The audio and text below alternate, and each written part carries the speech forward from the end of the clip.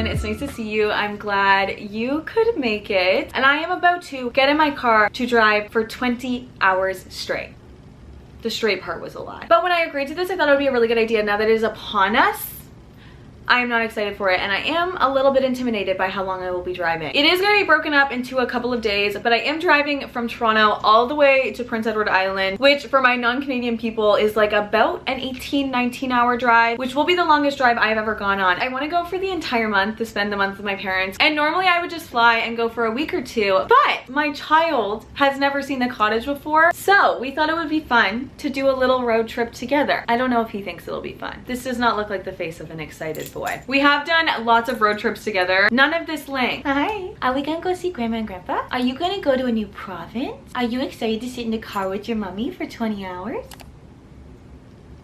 And if there is one thing I do on every single drive to make the time go by a little bit faster, it is listen to an audiobook on realistically 2.5x speed. So I thought it'd be fun to see how many books we can read on this 20-hour drive. Now, before you come for me, you saw the title of this video. Obviously, I'm not reading them. If I were, that would be illegal. And I know if you're gonna look up the definition of reading, listening to an audiobook is by definition not reading it. But if I can look at a book and know what happens on every single page of that book, and I have consumed the entire story, I've read the book. I will not die on that hill. I don't really care if you think audiobooks are reading or not, but I will be consuming a couple of audiobooks on this drive. I have downloaded all of my audiobooks. I am about to pack my car. I am about to hit the road for the first leg of this, which, yeah, if you can see the time over there, it is much too late to be starting a 6-hour drive. But if there's one thing I'm gonna do, it is procrastinate. So this is the time of day that it's looking like we are gonna leave. I have a bunch of audiobooks downloaded on my phone. I've been saving up my Audible credits. I have my full 10 hours to use on Spotify, and we are gonna see how many books I can realistically read, consume, listen to, know what happens in a 20-hour drive. Because I'm honestly really curious, because sometimes I feel like I read way faster than audiobooks, but then also listening to an audiobook is so much easier than actually reading, and there's a lot of times that I would put down a book in 20 hours, and I've done a lot of 24-hour reading videos, so we can compare and contrast how many pages read versus how many pages listened to. Place your predictions now. I'm feeling like in 20 hours there's a real chance I'll be at like 3.5 books, like right in the middle of one, in an inconvenient spot. I am really procrastinating trying to pack my car and pack all the books that I'm bringing into my car right now, but the time is a ticking by. We are gonna leave now, and I'll let you know what the first audiobook's gonna be.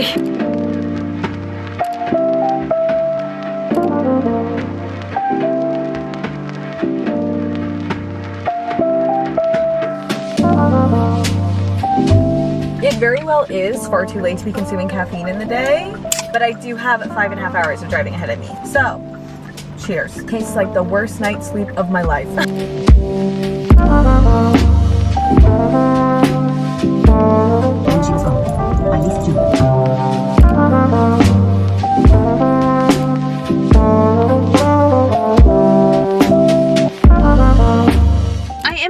One of those crazy true crime girlies. It can be like 1:30 in the morning and I can be walking this little guy and I will have the most terrifying true crime podcast going off in my ears. And every single time that I'm driving, I always listen to true crime. But for some reason, that love for true crime has never transferred over to like a willingness to read thriller book. I feel like I write down so many thriller books that I'm intrigued by and like write down the names of audiobooks all the time. And I'm always like, no, I don't really want to read that. I have no idea what kind of mental block that is or why, but I never read thrillers. But I listened to None of This Is True by Lisa Jewell last time I was on a really long drive, and it was the best audiobook that I have ever heard. I literally gave my mom my Audible account when she was doing this road trip last week, and she called me when she finished it and was like, I never thought I'd be an audiobook girly, and I'm obsessed with this. So since today is probably like, honestly, probably gonna be the worst part I mean, the next drive is so much longer. This is gonna be really late. I was like, I need something that's gonna keep me on like the edge of my seat, and Lisa Jewell delivered last time. So I'm listening to Tell Me How I Am, literally 2 hours into this audiobook, and I don't even know what it's called. Then She Was Gone, which was just the first one that came up when I looked up Lisa Jewell. I feel like I don't have a ton of thrillers to like compare and contrast against, but so far I'm loving where the story is going. Her thrillers feel like pretty realistic. Like they feel like situations that could actually happen. One of the things that I liked, or like maybe also kind of hated about None of This Is True, is you're like so locked in on these like very normal women's lives that makes them kind of unlikable. Like it was unclear in None of This Is True who you're supposed to like and not like, and like the direction is hard to read, but it has like an eerie feel to it, and this has exactly the same vibe. Like, we're in our main character's point of view, and she is not that likable. Like, she's giving off her thought process not likable, which I get, that's what we want from a thriller, and I don't mean this in a bad way. I mean it in a, it's eerie, and like, I fear that she could also be shitty too, even though we're only in her point of view. Like, I feel like the narrators feel unreliable. We're pretty much predominantly in the point of view of Laurel, which is a mother who 10 years ago, her daughter has gone missing. The entire family has fallen apart. She's left her husband. Her kids don't want a relationship with her. Her life just kind of feels like this mundane waking up, kind of desperately waiting for Ellie to come home. And the whole thriller aspect of this, I don't want to tell you a lot. I hate going into thrillers with any information. The whole thriller-y aspect of this is that she's met this man, and it's the first time she's given herself a chance to do anything after Ellie has gone missing and after she left her husband. And he has a daughter. That part one is super weird. From the gate, that's not a child. That is a 40-year-old woman. What do you mean? Who reminds her a lot of her daughter in appearance. From the gate is like, that looks so much like what my daughter looked like as a kid. I feel like I'm genuinely driving down the road with like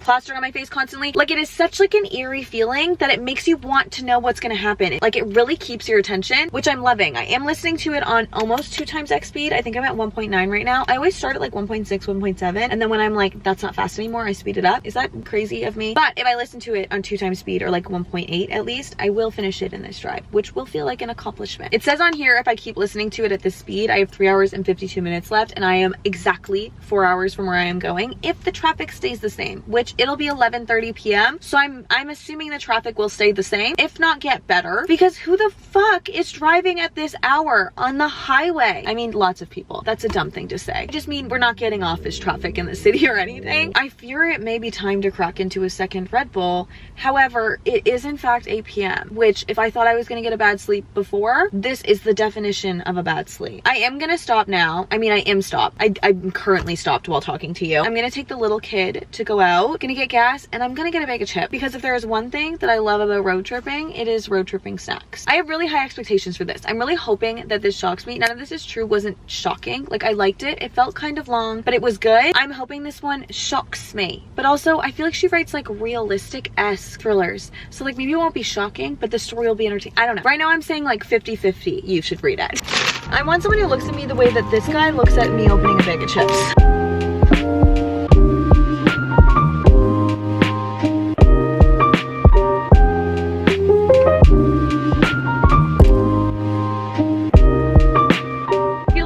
So many theories about where this could go, but absolutely no idea how they could possibly be executed. I feel like my brain is firing at like 100 cylinders trying to figure out like where this is gonna go, and I really think there are so many places it could go, and I have guesses. I do, so I'll let you know if I guessed correctly. But I don't understand how we could arrive at any of them. It's just, her books feels like the uncanny valley. That is the best way to explain it. It's just a little bit weird, but it's not weird enough that it's like I'm super involved in the story. It's weird like I'm uncomfortable in a good thriller way. I don't mean that in a bad way. I don't mean that in a like I'm actually uncomfortable reading it way. I mean it in like a, that is a weird feeling. I have no idea where this could go, which I'm in for. I'm in for it.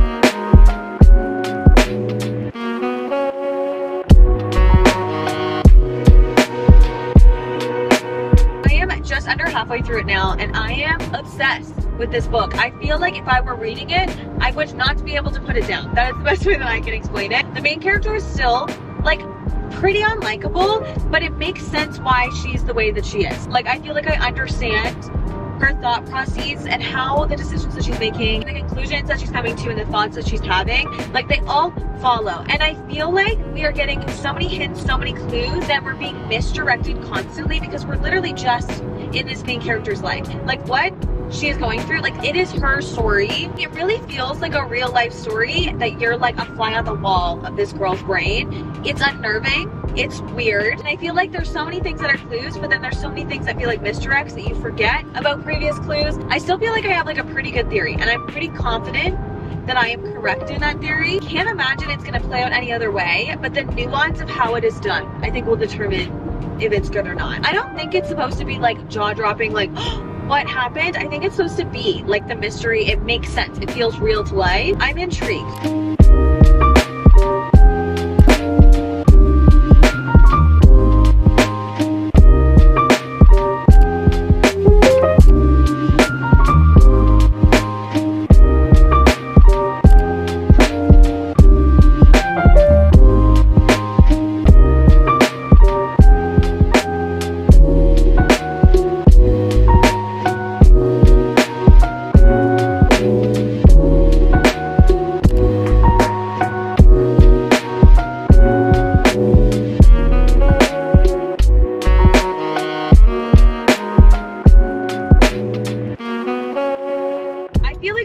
completely the same way about this as I did when I finished None of This Is True, which is just kind of like, what the fuck? What do you mean?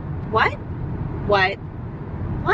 you, what the fuck? And I seriously feel like I cannot convey that feeling any better than that. Okay, that is where we are at. Oh my god, okay, yeah, no. Okay, yeah, drive past me, yeah. I mean, I could just be on the phone. Could be not that weird that I'm talking to myself alone in a car. Could it? I'm gonna save like full thoughts, rating, reviews, all that jazz for the very end. Because A, I feel like any rating that I give any book, like the moment I finished it, is gonna be just like higher. Because you're like in the story still. Like maybe that's an accurate rating, I don't know. And I'll say I am in fact driving for like a prolonged period of time, and I'd be lying to you if I even tried to say my brain was mostly on these books. Okay, this was so reminiscent of Baby Reindeer. If you guys have seen that Netflix documentary, you know exactly what I'm talking about. She had the exact same accent, part one, and it was so reminiscent of the eeriness of that show and that story. I really liked. I didn't like it. It's uncomfortable. It was an uncomfortable listen. I will say that this and None of This Is True read exactly the same as None of This Is True.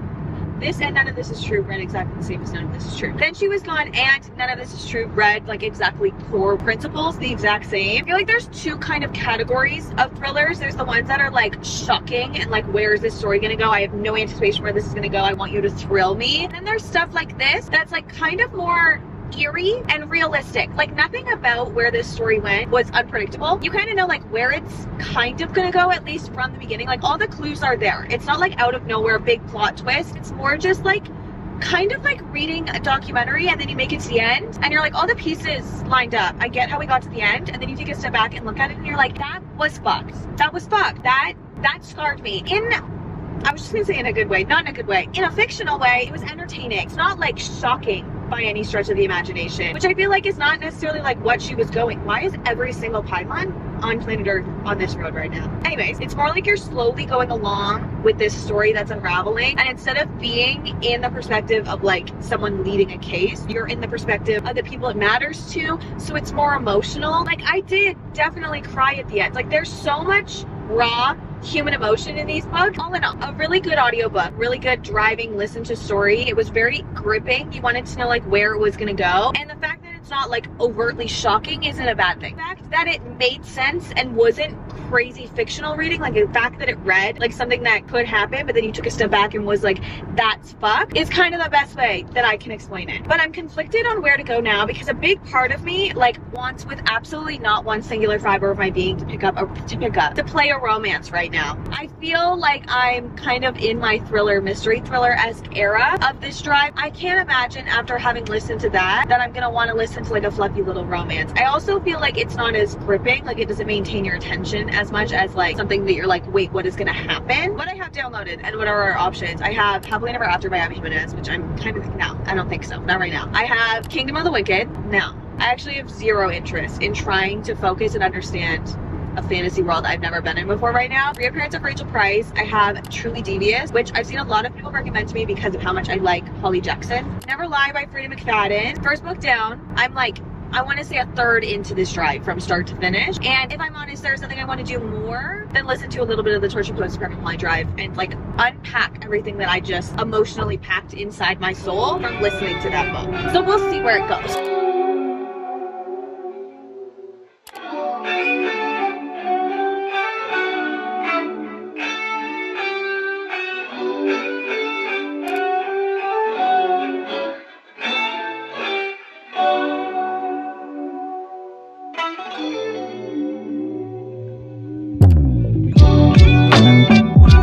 I'm like 95% certain that I know the ending of this. And if I do, what was it all for?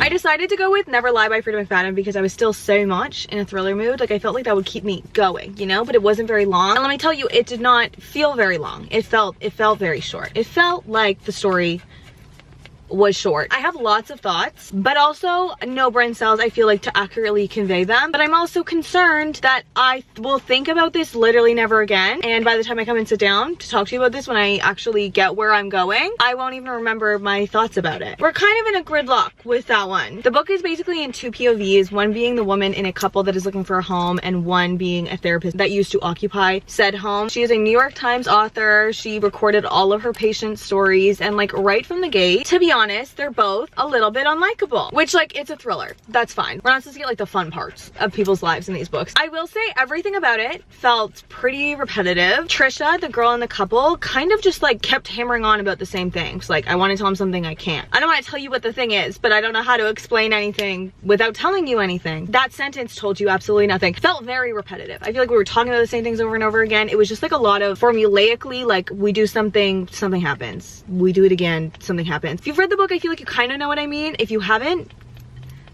wasn't my favorite. I guessed both of the big twists like pretty early on. I definitely liked The Housemaid more, but I had the same experience with The Housemaid. I feel like I am too big of a trying to solve it girly to really like fall in love and like these like really fast-paced thriller book. The thing that I do really like about Lisa Jewell's books is they're realistic. Like, you don't know how something is gonna happen, but it feels like something that could have actually happened and you're watching kind of like a documentary kind of style thing. Like, there's still twists, but they're not like twists in the sense that it's like, ah, like if you love true crime, Chance's little head is doing the little head spin thingy because of that car driving by. Are you the cutest boy in the whole world? This didn't read like a documentary to me. It read like a really quick thriller. I don't know. Maybe I'll sit on it and I'll like it better, but it just felt like pretty predictable. It was fast-paced for sure, but like it felt fast-paced. I feel like we started it and then it was over. And I fear A, I will never think of it again, and B, I won't even remember the characters' names. That being said, I'm definitely not in the mood to listen to another thriller now, like in any way, shape, or form. So I did start the Happily Never After playlist, and I was concerned because like reading a fluffy little romance after like just thrillers feels counterintuitive in my brain. However, I'm like on the second chapter and just immediately I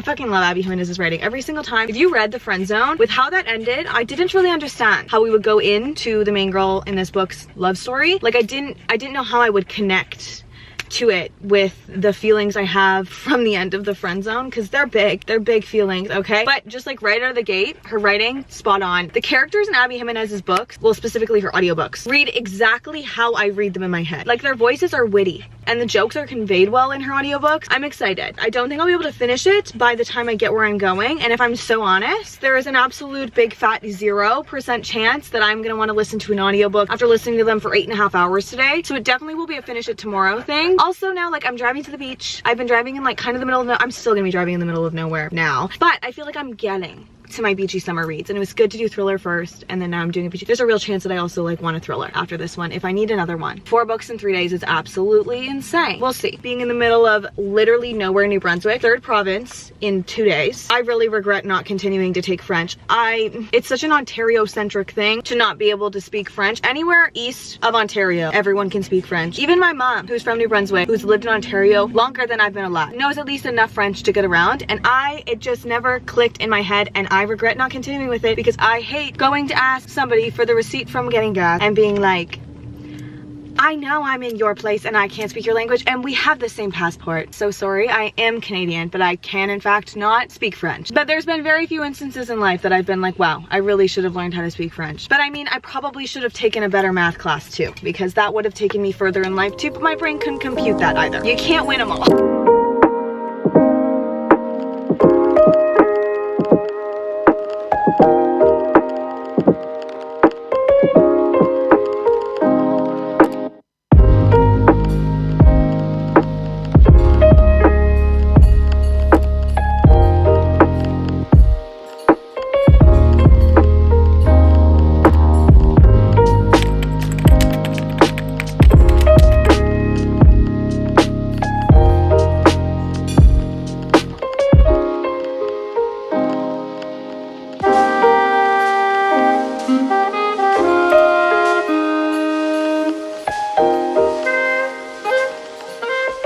Stretch.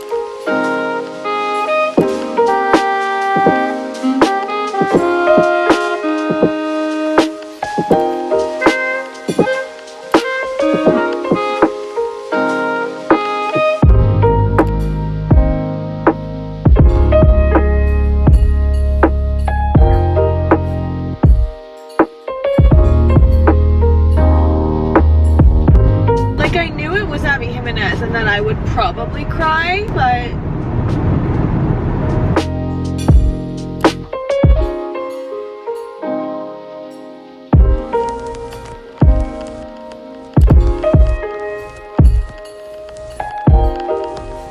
$1,700 kilometers and almost 20 hours later, we made it. We made it. It's officially over. I ended up finishing the Happy Ever After playlist by Abby Jimenez. Definitely so far my least favorite Abby Jimenez book. I didn't feel crazy connected to this one. However, I still laughed. I still cried. I love Abby Jimenez's writing with everything in me. And then moved on to Killjoy by Holly Jackson, which is a prequel novella to The Good Girl's Guide to Murder. It was a novella. It was totally fine. I love the way that Holly Jackson writes. It was a very entertaining 2.5 hours that I listened to in an hour and 15 minutes because of 2.5x speed. And then spent the last 15 or so minutes listening to The Secret of Us by Gracie Abrams because duh. That being said, in the 20+ hours, other than a few phone calls to my mom, to my boyfriend, and to my best friend, and 15 minutes of music, we listened to audiobooks for the entirety of the 20 hours, which is insane, but I did in fact complete 4 books. So talk about productive. I am hanging on by one singular thread. I'm gonna go take a really long shower and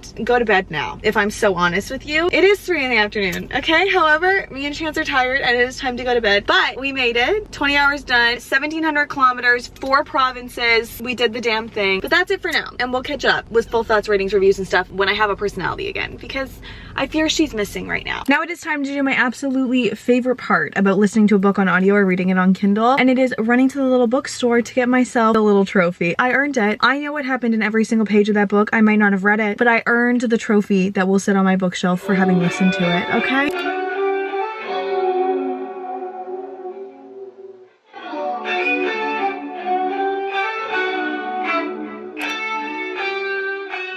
Hey, it is quite literally so much later than it was the last time that I talked to you, but we have acquired all of the books and it felt only right to end this video also sitting in the car, because I mean, like, we spent the whole video in the car. It makes sense to do our final thoughts in the car. It's a car video, you know what I mean? I already had the Happy Ever After playlist, and then I went to the bookstore and I got Then She Was Gone and Killjoy, and there was not Never Lie at the bookstore, so I had to pick that up. To be honest, I didn't love any of them, which is kind of shocking. I did like some of them, but usually I don't go that long without getting like at least a 4.5 star read. Like, I know my taste pretty well, and I'm also like a notoriously kind of easy writer. Like, a 3 for me is probably like a 2 for someone else, and like a 4.5 is probably like a 4. I feel like people work so hard on their books, and I like very rarely read a book and I'm like, didn't like that at all, because it's a whole book. We don't need to get into my rating system now. Final thought, quick rapid final thought. Then She Was Gone. I think I settled on giving this a 4, maybe a 4.25. I liked this more. I think it's a 4.25. Thinking about it, I think it's a 4.25. I liked this better than None of This Is True, but I really liked both of them. The way that she writes books, fucking obsessed with. Like, I feel like because there's nothing overtly shocking about that, it's hard for them to be like 5 stars, but the entertainment value as an audiobook or as like a filler for when I would listen to true crime,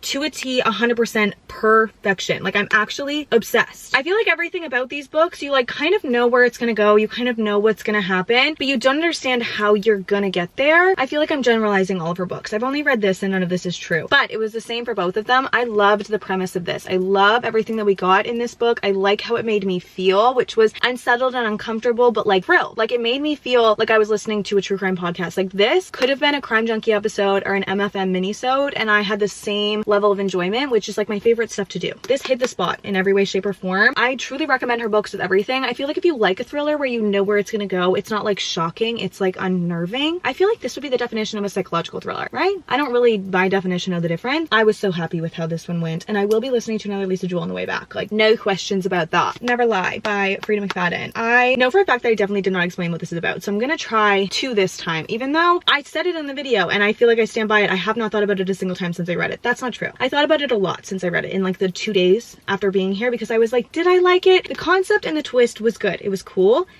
I just guessed it, and it felt really fast. I feel like it was very, very repetitive. We were doing the same things over and over again, and then the twist I thought was gonna happen happened, and then it was done. Which, like, as a reading experience, not great. It was very fast. I can imagine any Frida McFadden book would be like a great pull you out of a slump book, which I know everybody says, so this is not new information. We're following 2 POVs, Trisha and this couple that are looking for houses, and they're going to look at this house. There's a really bad snowstorm, and when they get there, there's nobody there. They decide to go in the house, but the snowstorm has gotten so bad they have no service. They end up having to stay in this house for the weekend, is basically the premise. And And then the other POV we get is the girl who used to live in the house, and she was a New York Times bestselling author for writing books about her therapy clients, and she also does some questionable things. Everything about this, everyone was questionable in it, which is fun. Definitely, don't get me wrong, it was fun. I just like never had like a moment, which I was kind of hoping to get. I think I can't read Frida McFadden books because I try too hard to guess what's gonna happen. The true crime solving person in me just always tries to guess what's gonna happen, and so far in both this and The Housemaid, I've been right, and then it's kind of like, oh, I ruined it for me. I think I gave it a 3, but like, it wouldn't be ostentatious of me to say it's a 2.5. It just wasn't a great reading experience for me. I didn't even read it. I listened to it. The Happy Ever After playlist by Abby Jimenez gave it a 4. This is my lowest rated Abby Jimenez book. That is saying a lot. Okay? I love her books with everything in me. I also know that these are interconnected standalones. I don't view them as that. I don't really view interconnected standalones as interconnected standalones. I view them as interconnected. It's a series. Like, that's just what it means to me. For how hard Just for the Summer hit me, because I read the previous 2 in the interconnected standalone series, I will never not read all of the books in the interconnected standalone series. I still so enjoyed this, and I still so think you should read interconnected standalones, especially Abby Jimenez, in order. The whole storyline of this was very good. It was just the fact that the female main character we got in this, she went through a lot in the first book, and then moving forward to this, I feel like I was just still really attached to who she was in the first book, and it just like, it felt like kind of a jump that I feel like I had a little bit of trouble connecting to it. Also, this is like a very out there story, but I mean, it's fiction, so that's totally fine. She basically is having like a really rough go of a day, and a dog jumps through her sunroof into her car, and she's looking for his owner, and she can't find this dog's owner, so she's like, I'm adopting you, until finally the owner calls, and they immediately